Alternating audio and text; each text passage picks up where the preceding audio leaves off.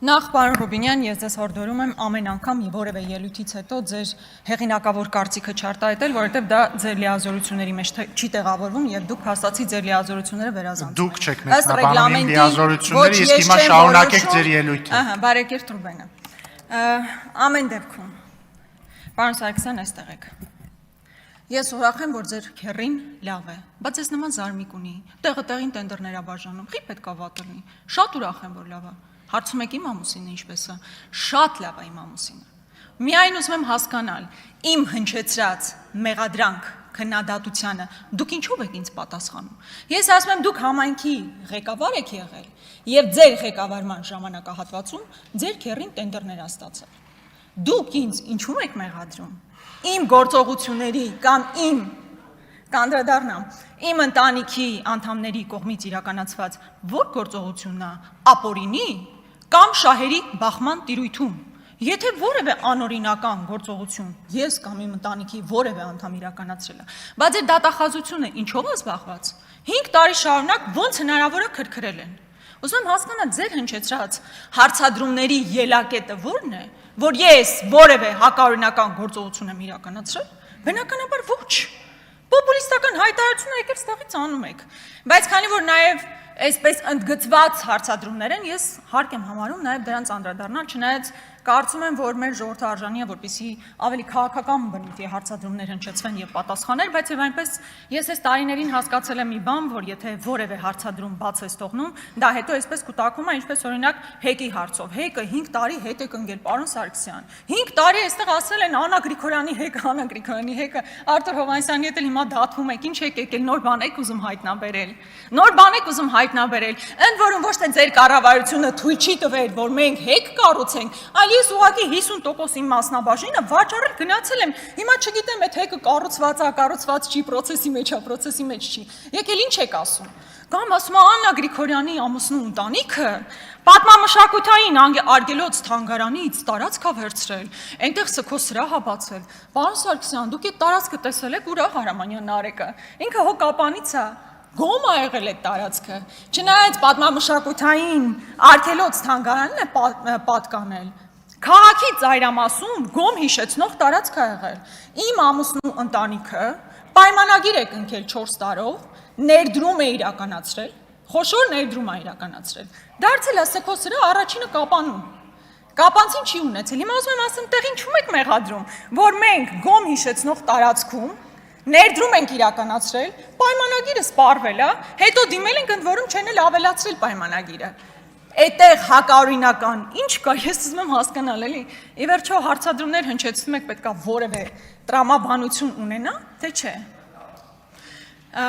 Range Rover-ի հետ կապված Աստվածին։ Այդ մեքենան երևի իմ ամուսինը ունեցել է, երբ ես իրեն դեռ չեմ էլ հանդիպել, հավանաբար 20 տարի առաջ։ Իմիջայլոց ոչ թե կանաչ է, կապույտ գույնի է, այդ այո, հիմա հանգիստ քշում եմ, երբեմն իմ ամուսինը այդ մեքենան որևէ խնդիր չկա, եկել ինչից եք խոսում։ Պարոն Սարգսյան, բարեկամաբար ձեզ հորդորում եմ, ավելի կարծում եմ ձեզ համար ավելի նախընտրելի կլինի խոսել կոկորդիլոսների մասին, այդտեղ դուք հաստատ ավելի բովանդակային եք եւ ավելի հետաքրքիր։ Շատ լավ։ Հիմա, պարոն Կոնջորյան, ամեն դեպքում օրվա հերոսը դուք եք, ձեր մասին պետք է խոսել։ Տեսեք, մեր հարցադրումները ձեր կնոջ հետ կապված, ձեր կնոջ պաշտոնի հետ կապված, որտեղ ձեր կնոջ հետ կապված մենք որևէ խնդիր չենք կարող ունենալ։ Այն տրամաբանության մեջ է, թե արդյոք քաղաքական կոռուպցիա կամ քաղաքական հովանավորչություն այդտեղ չկա։ Եվ բոլոր հիմքերը ունենք կարծելու, որ կա քաղաքական հովանավորչություն։ Ես չեմ բացառում, որ ձեր կինը նույնիսկ լավ մասնագետ է, նույնիսկ շատ լավ մասնագետ է, բայց արդյոք եթե ինքը չհանդիսանար Հայկ Կոնջորյանի կինը, կնշանակվեր այդ պաշտոնին, թե ոչ։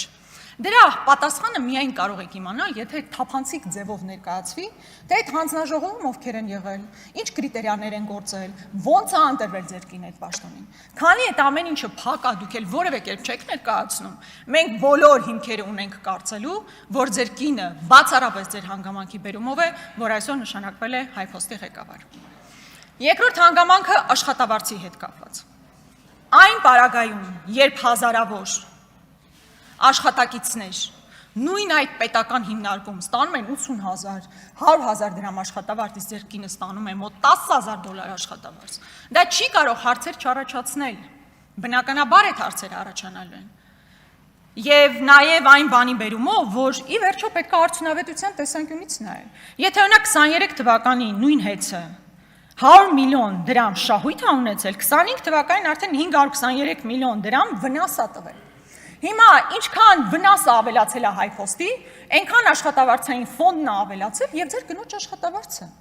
Ամբողջ խնդիրը սա է, նույնիսկ եթե մտածենք, որ ձեր կինը թափանցիկ կերպով ընտրվել է հանձնաժողովի Հայփոստի ղեկավար, միևնույն է ինքը անարդյունավետ է գործել, եւ քանի որ Հայփոստը պետական ձեռնարկություն է, մենք չենք կարող դրան չանդրադառնալ։ Եվ գիտեք, այստեղ $10,000 որ հնչեց, ինչ եմ ուզում հիշեցնել։ Եվ այստեղ հատկապես, պարոն Կոնջարյան, ուզում եմ ձեզ դիմել, որպես նախկինում քաղաքական մեծամասնության ֆրակցիայի ղեկավար, երբ ես տարիներ շարունակ այստեղից ասում էի, կան տասնյակ մարդիկ, ովքեր անիվ հիմնադրամում աշխատում են ու $10,000 աշխատավարձ են ստանում, պլյուս պարգևավճարներ, պլյուս խոշոր գործուղումներ եւ գործուղումների ժամանակ ստացած գումարներ, դուք գալիս ինձ փորձում եք հակադարձել, ասելով, որ նման բան չկա, կամ հողում եք կատարում, այսինքն թեման փորձում եք շեղել։ Այդ ժամանակ, երբ որ դուք ամեն քայլ ձեռնարկեիք, որպեսզի բացահայտվեին այդ գործերը, որտեղ ես հիմա զգում եմ, որ դուք բան եք անում, էլի, այսպես մի քիչ էլ խղճահարություն եք փորձում առաջացնել, որ բա գիտեք, իմ կինը ամենացածր աշխատավարձ ստացող բանն է, ղեկավարն է, տենց հազիվ յոլա ենք գնում այդ տրամաբանության մեջ, բայց եղել են տասնյակ մարդիկ, ու ես կարծում եմ ձեր նկատմամբ անարդար է, որ բոլորս գիտենք, որ ձեր կինը $10,000 է ստանում, ինչը ժողովրդի նկատմամբ անարդար է ևս, բայց նաև ձեր նկատմամբ անարդար, իսկ այն մարդիկ, ովքեր անիվ հիմնադրամում ծվարած $10,000 են ստացել տարիներ շարունակ ու վատնել են մեր քաղաքացիների գումարը, մենք մինչև այսօր չենք իմացել, բայց դուք ունեցել եք հնարավորություն ինչ որ ձև նպաստելու, որ դա բացահայտվի ու դա չեք արել։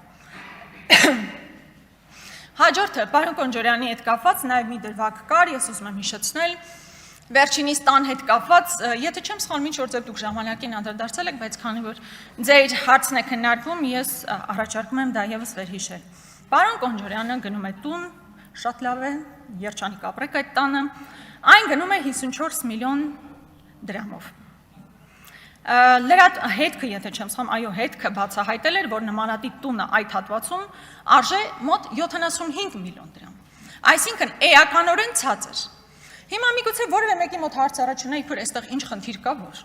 Խնդիրն այն է, որ եթե մինչև 55 միլիոն դրամով ես ձեռք բերվում տուն կամ բնակարան, ապա օգտվում ես եկամտահարկի հետ վերադարձի մասին օրենքից։ Պարոն Կոնջարյան, նախ ձեր կինն էլ այդքան բարձր աշխատավարձ է ստանում։ Դուք էլ շատ ցածր աշխատավարձ չեք ստանում, ինչպես մենք բոլորս։ Կարիք կար այդպես խաբել եւ այնպիսի գնով ձեռք բերել, որը էականորեն տարբերվում է, այսինքն դուք սխալ ինֆորմացիա եք ներկայացրել ամենայն հավանականությամբ։ Եվ վերջին դրվագը ձեր եղբոր հետ կապված բավականին քննարկվեց, երեք ես նույնիսկ տեսա, որ քննչականը համապատասխան վարույթն է նախաձեռնել երևի մեր քննարկումների ֆոնին։ Բայց ինչ է տեղ ունեցել, սիրելի հայրենակիցներ։ Այն, որ երկու անձի միջև խնդիր կար, այդ իրանց գործն է Աստված իրանց հետ։ Պարոն Կոնջարյան, ձեր եղբայրը երկար ժամանակ մեքենայով պտտվում էր եւ մեկ այլ անձի տան մոտով անցնելիս